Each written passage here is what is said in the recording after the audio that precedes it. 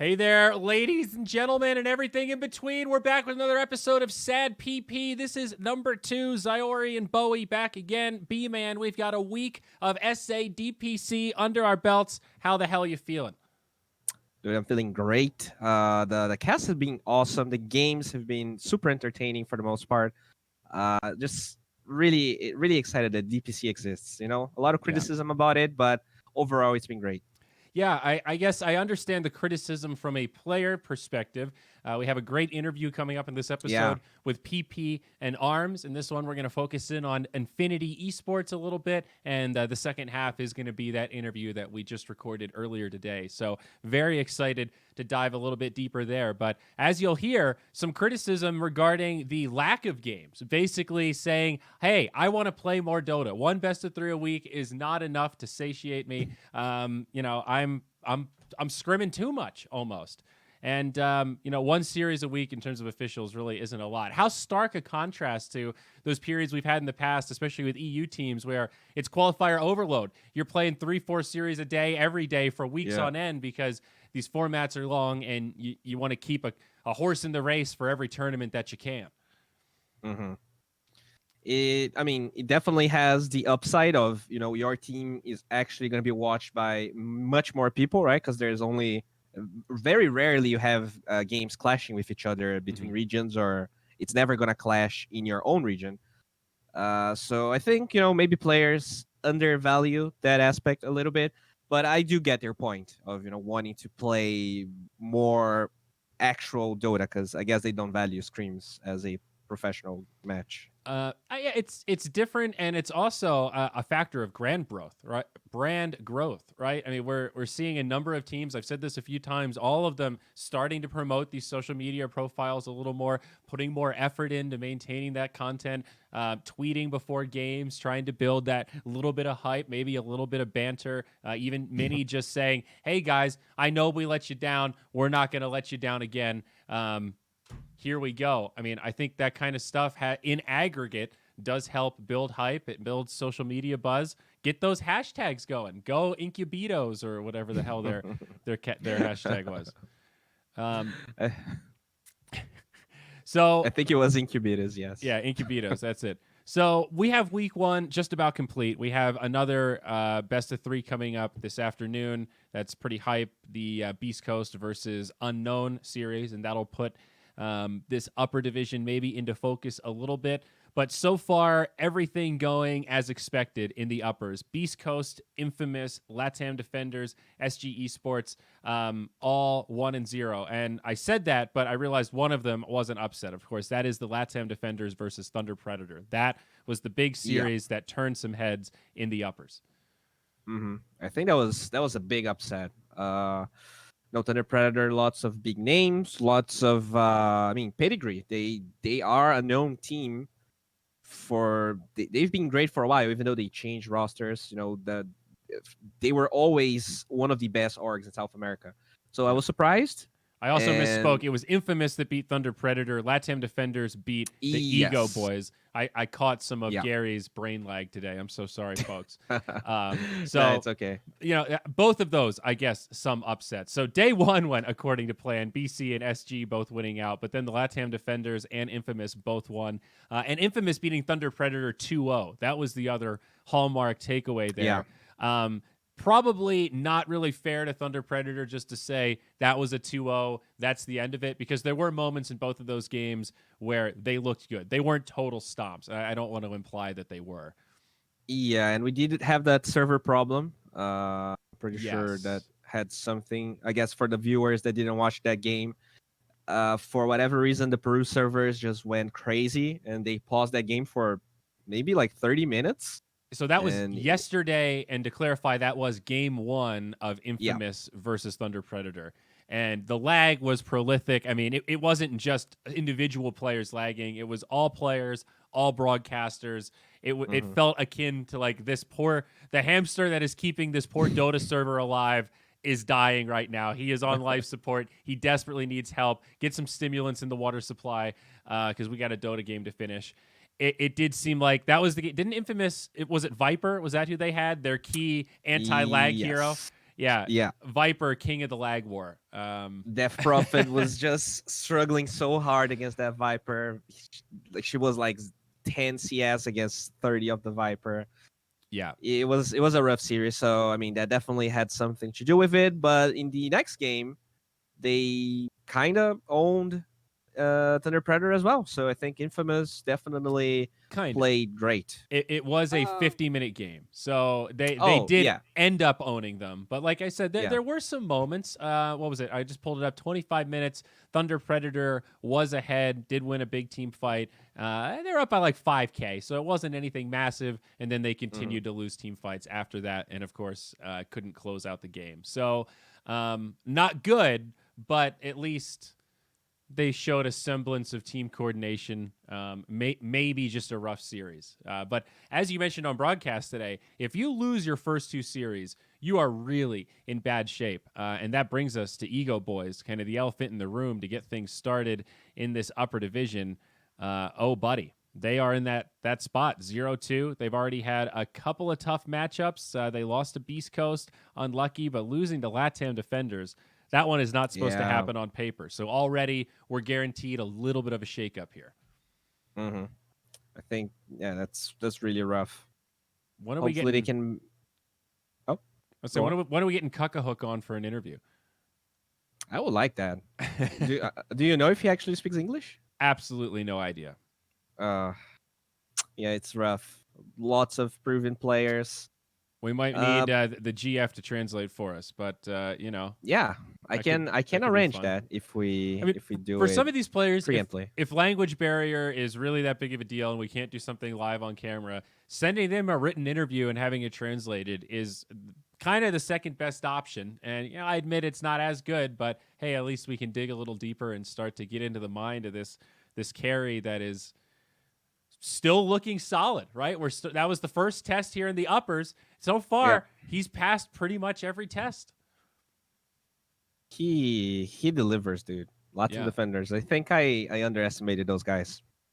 They're playing really well. It's just one series, but yes, I'm inclined to agree. And we will get to see them again coming up on January 29th. Their next series will be against Beast Coast, so that will be the ultimate challenge. That is their matchup in week 2. Also, what's up with so many rebrands, dude? I think we kind of talked about it in the panel a little bit, but like Sueno is now Nana. Valky, I think, changed his name as well. Aretes is something Papita else. Like, is Mariano. Pacas is Angel. There were maybe a couple others. Prada is SCH something. SHCCD. Like I get rebranding, but I think some of the rebranding were downgrades. I don't know. It is peculiar. It almost seems like it just caught fire where players realize, wait a second, I can just rebrand whenever I want. Yeah, look at this guy that did it. And then look at this guy that did it. So now everyone's kind of doing it. I'm not totally against it, but I hope that it's like a tattoo. You know, I hope you thought about it. I hope you're prepared to keep it for a while because it's kind of built to last. You know, you're really, for the sake of your personal brand, please just pick you don't want to be like Andy Dwyer from Parks and Rec. I was just rewatching the early seasons of that, and that bit where he keeps talking about all of his different band names is actually pretty funny. And some of you guys are treading on thin ice when it comes to that kind of stuff. So that's all I would say. Not against the concept, but just, you know, it's like, 1 divorce, that's kind of a normal thing to have on your resume. 2 divorces, all right, I'm starting to wonder. 3+, there's some red flags there. Like, dog, what's the common denominator here? 5 divorces? You know, anyway, I digress. Lower division, before we get into this interview, I don't want this to drag on too long because the interview also went a little longer than we thought. How did the lower division shake up for you, buddy? How you feeling? I think overall, most of the games were expected. One thing that really stood out to me was the carry Ayo in the crewmates versus which team are they fighting against? Crewmates Gorillas Pride. Yes. So Gorillas Pride 2-0 for GP. I really liked. I mean, we're seeing this kind of like innovative picks. You know, that Ayo. I remember. I'm not gonna remember the series now, but I think there was like Core Bristleback in another game. So it's been fun. I think teams are experimenting quite a bit, but overall the level of the play was above expected, in my opinion. Yeah, I would kind of agree.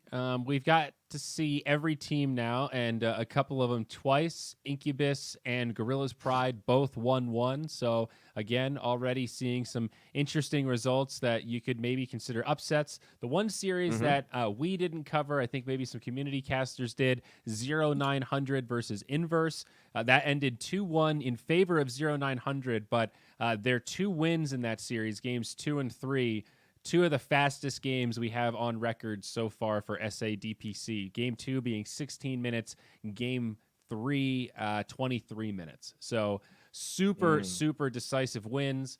They played Witch Doctor in both games. Really pretty straightforward drafts. Some Beastmaster, some Phoenix, a little bit of Mars, Wraith King action mixed in there. The 16-minute win, though. It was a 2-1, though. Yes, they lost game 1, but game 2, they stomped with Queen of Pain. And I noted that because we have not seen her touched at all, I don't think, in any of the other games. So, again, I think statistically, 0900, the only team to play a Queen of Pain, and that did happen to coincide with the most one-sided match we have so far.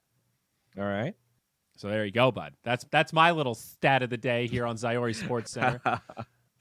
I mean, yeah, I think 0900, they're definitely a great team. They were the ones that eliminated the HFN Tavo stack for the people watching. I want to see them playing the upper guys, though. I want to see them fighting against Infinity. I want to see Incubus playing versus them because they also surprised me. They did beat Gorilla's Pride today. We just cast that game.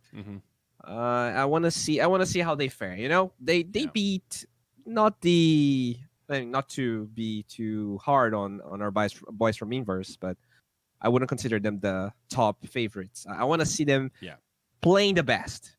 Right. Then we can talk. Now, we've got 5.5 weeks of DPC, and we're going to have to wait until week 4 until we see the 0900 and Infinity matchup. And that one very well could be one of those top of the group potential decider matchups. So still a ways away, but if both of these teams continue to win out, I think I forget exactly what my predictions were, but those might have been my top 2. I might have put Incubus in there instead of Infinity, but Hokori, also one to keep an eye on. Beating Incubus in the opener, that one was definitely an upset. We've talked about it on broadcast a lot, so we probably don't have to go too deep. But a nice start for Hokori. Not a team we really expected to make a dark horse run, but hey, this is the first step of many if they are to do it. True. Okay, buddy. So let's real quick introduce this interview we've got. Infinity Esports, they are lower division. You're going to hear about their story in the qualifier that I guess we knew about a little bit. We didn't really have the sideline report, and I'll tease it a little bit here. It's a heartbreaker, and this is a team that definitely felt like they probably should have been upper division and had a pretty unlucky series of events strike right as those playoffs happened, especially in that series against Ego Boys, if you recall that in the playoffs. But yeah. PiPi and Arms. PiPi, one of the younger players, and I very glad he was eager to do an interview with us. Bowie, anything else to say before we drop this thing? Yeah, let's go. All right, let's fucking go. I like it, buddy. There's the hype, folks. Enjoy PiPi and Arms. All right, gang, thank you so much for joining us here. We've got a special interview here for the SADPP podcast. We've got none other than PiPi Dota and Arms Dota. These are 2 of the Infinity Esports players, and I'm so glad that we could have them here with us today. We're going to dive a little bit deeper, learn about their roots, and hear from the team that has 1 Brazilian and 4 Peruvian players. So, Arms, I want to start off right away asking you about this communication stuff. We were talking about it right before the interview, but you're a man of many languages. You're speaking English, Spanish, and Portuguese. That's impressive, my friend. Thanks.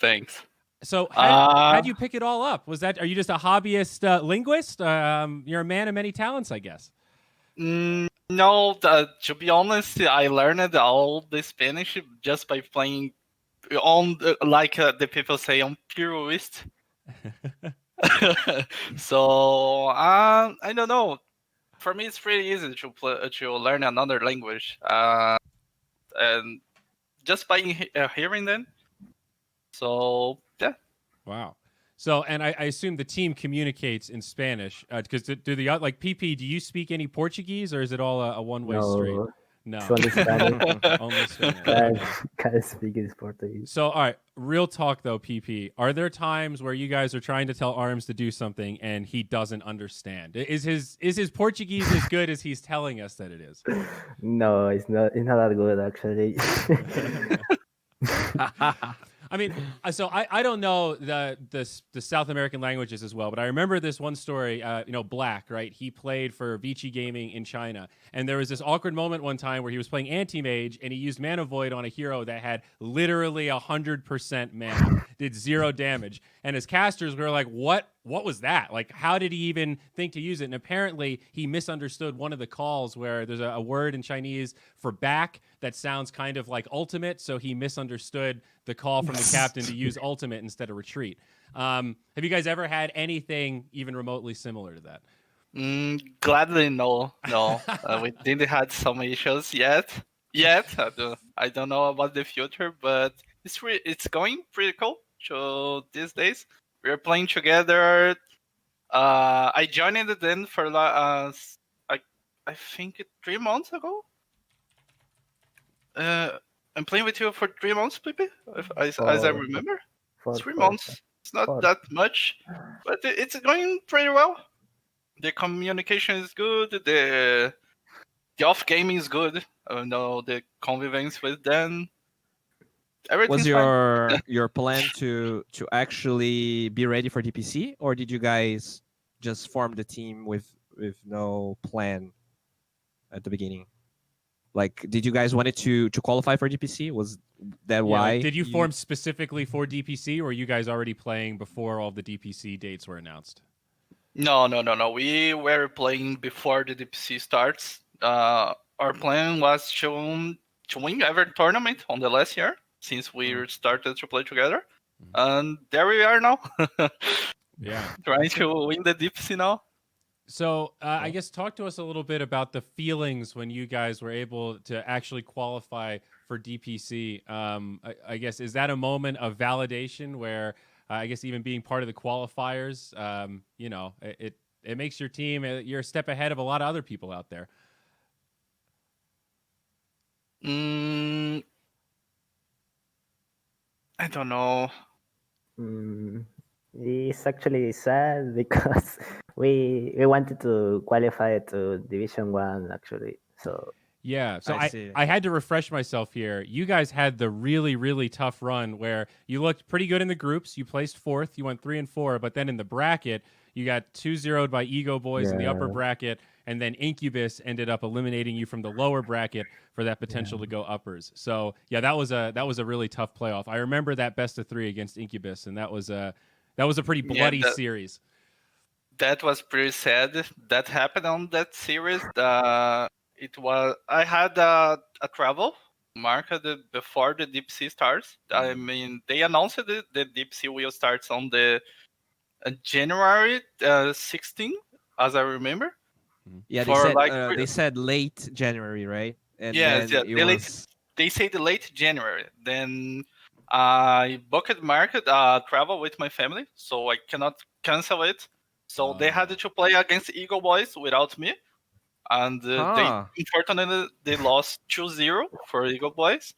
Wow! And I could play the game against Incubus in Yalan. Mm-hmm.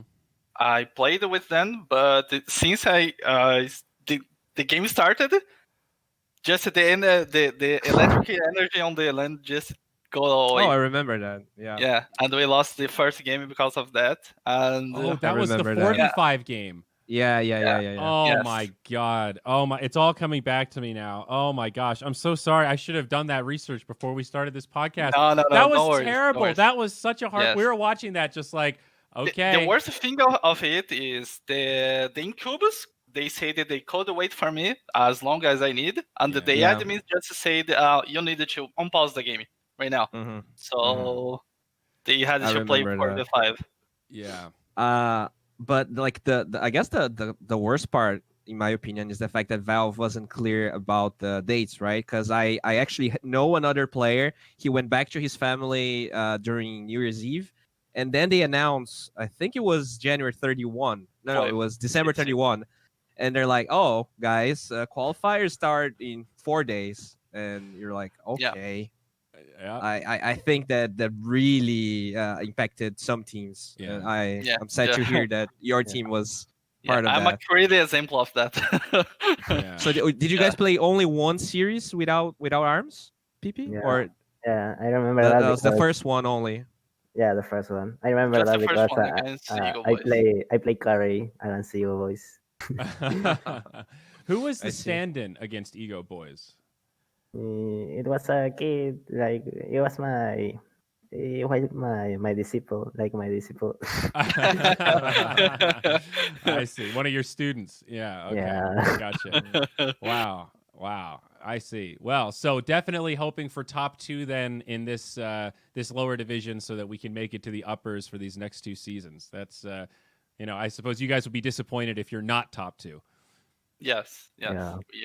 We're gonna be very disappointed. We are practicing very hard. We are practicing like 10 or 12 hours a day to have a good result. And then, but we had a high expectations to that. We really think we're gonna win that. We are pretty confident, and we trust each other. It's the best thing. So how about? And I have. Sorry. Sorry. Real You quick, can- scrim culture. Are you guys able to find scrim partners Yeah, down I there? was when gonna you ask say- about that. Yeah, practicing 12 hours a day. Is that partially pubs? Is that partially replay analysis? No, what's the breakdown? we are playing like 3 BO2 by day, and it's really on these days it's really easy to find screens because of the DPC. You have a lot of things coming up. So, and the best thing is you can play with the South American teams and you can play with NA teams. So it's pretty easy to find screens. So do you guys scream against the teams in the lower division? You don't care about like revealing strats and stuff like that? No. We prefer to not. We prefer to not. Oh, Our so you play preference. lower division NA teams. Yes. Our preparations is to play against NA teams because they will not play against us, and they think the same way. I see. Yeah, they can do it whenever they want against us, and they will not play against us. Interesting. Okay. That's cool. Yeah, I'm glad to hear that, because that is one of the things I think your manager was tweeting, that even though the DPC has been great in a lot of ways, for individual teams, it's really not an intense schedule. Like, you really don't have to play that many officials each week, so there is a lot of downtime. Yeah, I think it's pretty sad, to be honest. Imagine you only playing one game a week. It's pretty sad. Yes, you play one BO3, and then you have to wait one entire week to play again. So, nah, not cool. Yeah, I don't know what. Yeah, the for solution is there. broadcasting, it's interesting, but I imagine, like, as pro players, you would like to be playing more for sure. Yes. It's a much less intense schedule than it was. Yeah, but the upside is this. that, I mean, do you feel like it's any different being able to be 100% prepared for every series? Like, you have so much time that you've got a lot of time to investigate your opponents, see what they've been doing, and come up with a game plan, right? Do you think that matters? It matters, of course, it matters, but it matters on the both ways, because the both teams who will play against each other will be on the 100% on his force. So, but I think it could be more games. At least 2 BO3 by week, it could be good. Okay. It's enough time. I see. So, guys, I want to learn a little bit more about how you got first introduced into competitive Dota 2. And PiPi, I want to hear from you a little bit. I want to know what your story is of how you first discovered Dota, and then what that first moment was like when you said to yourself, I think I could go pro. When you first said that to yourself, did you ever think you'd actually be playing in the official DPC? Yeah, well, I play since I was 10, I think. My cousin introduced me to Dota, and I started to play hard, and I saw the international tree because I'm only 16 right now, so I watched the so young. international entry, and I wanted to be like the pro players.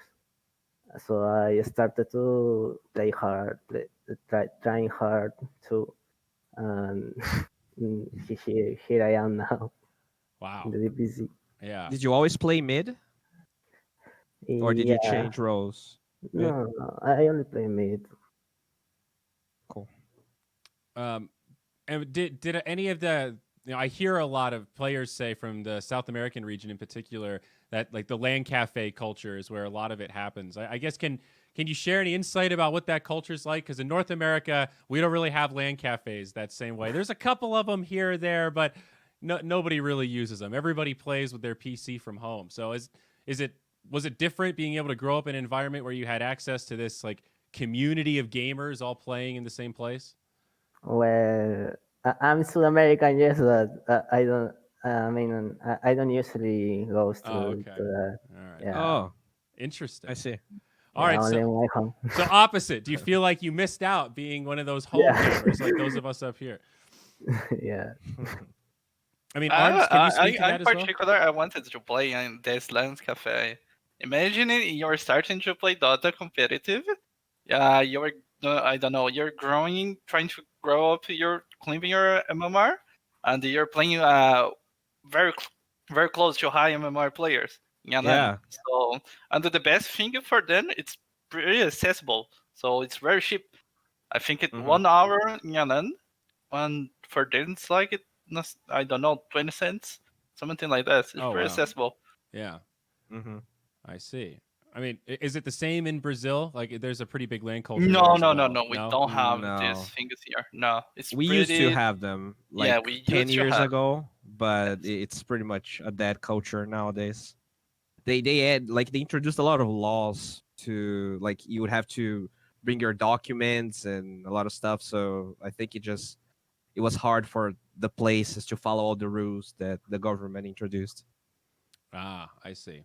Now we have a couple of lands here, but it's pretty expensive. Pretty expensive. Oh, interesting. Where are you guys at right now? I am in Brazil, and they are on the gaming house. Yeah, under the gaming house. Oh, you're in São Paulo. You're Yes. Yeah, yeah. I'm not on Peru yet because the Peru right now is having some issues with the lockdown. Mm-hmm. So I need to Oh. wait the vaccine. So that's why there I am now. I see. Wow. That's really unfortunate. So you have to play through the lag monster as well. You know, when the team picks Yes. Peru servers, you're unfortunately No, stuck playing. for me it's pretty okay to play on Peru server by staying on Brazil because we only have a 19 ping, as I remember. Oh, okay. It's the worst thing is when you have to play on USCs because by staying on Brazil, sometimes you need to play on USCs for like 150 ping. So I see. imagine Yeah. you playing with 150 ping against 10 ping players. Yeah, Yeah, that's that's our common days here. I think PP's face says it all there. Yeah, that's not fun. What's So your ping to USC's PP? 10, 100, 110, 100? 100. Yeah. still Okay, still it's pretty much high. better. Yeah. Yeah. Awesome. So one of the last things I wanted to ask you guys about is how you feel like the South American scene is developing. As you know, a North American, I'm a little bit afraid for Dota right now because I don't think there's a lot of young players coming into the game.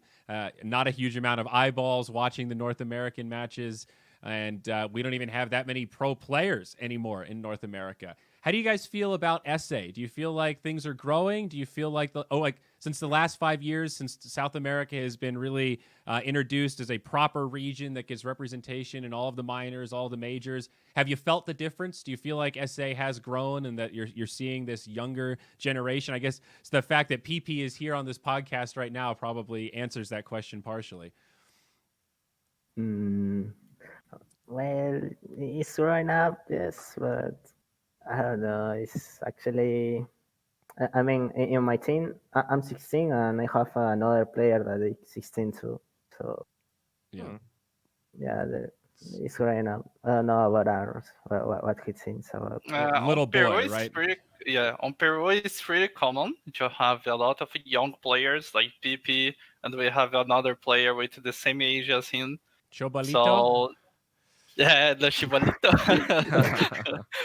And I think in the same way about the NA. I don't think there's a lot of new players coming because, in particular, I think it's because of the scene of NA is not that welcome with new players.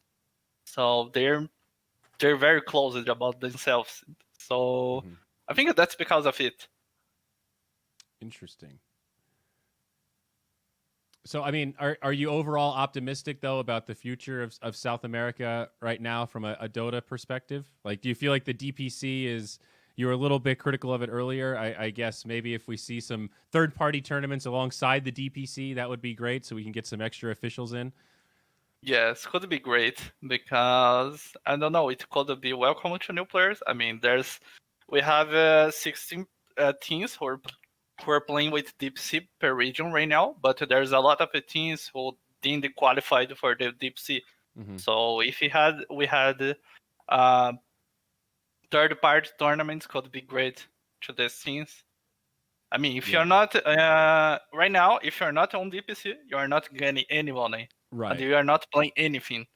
Yeah. All you can do is scrim. That's it. All you can do is like cry and I don't know, blame someone. I don't know. Yeah, but on the other hand, like before DPC, if you're not in like the top 3 best teams, you would also pretty much cry, right? Yeah, You could play tournaments, but they didn't pay well. Sometimes they didn't pay. So I guess it is an update to what we had, but there's still things to improve, right? It's an update for sure, but there's a lot of things to improve, like the one game per week, on my opinion, and the third-party tournaments to come. Mm-hmm. I think they will improve it on the next seasons for sure. Yeah, there's a lot of people complaining about it. Yeah, and that's often how Valve does it. You know, they put something out there, they collect some feedback, and then they release the second version. That's you know, right now we're live beta testing the DPC League. So congratulations, boys! You've been also appointed to beta testers live. With money on the line. So a little added pressure for you. There you go. Gentlemen, I really appreciate you making some time for us. It was a pleasure to get to know you a little bit better. Hopefully we'll get to cross paths again. Folks, make sure you give them a follow. PiPi Dota, Arms Dota. That's their Twitter at least. Are you guys on Twitch? You streaming? You doing Facebook Live? Anything like that? Yes, and I do streams on Twitch. And I have Twitter and I have my Instagram, but I don't use it so much. That's it. I use it to make some lives every single day since I had free time. Nice. Yeah. PiPi, you streaming at all? You getting those pubs out there? No, not streaming. No. What? Any plans to? What can we do to get PiPi Dota streaming? Yeah, I can stream Twitch. I don't know. There's no people watching streams in Twitch in Peru. They only watch Facebook, and I don't like to stream in Facebook because of the copyright. I see. And I only play with music, so I can. I see. Yeah. Okay. That's a problem. Yeah, those are some big problems. All right. Well, we'll think about it. If I come up with a solution, I'll get back to you, buddy. I'll let you know. No, I know what you can do, PiPi. Actually, you can actually get an iPod. Yes, and then you use your cell phone, and then the chat doesn't listen to what you hear. Oh, that'll be a really fun stream. We'll just title it PiPi listens to music and plays a little bit of Dota. All right, boys. Well, good luck in your next official. We'll be watching, and hopefully you do well in this season where you get to see more of this Infinity action. Thank you. It's a pleasure to be here, and I hope that went well. Thanks. All right. Thanks. Bye. Cheers. Bye. Thanks. Bye.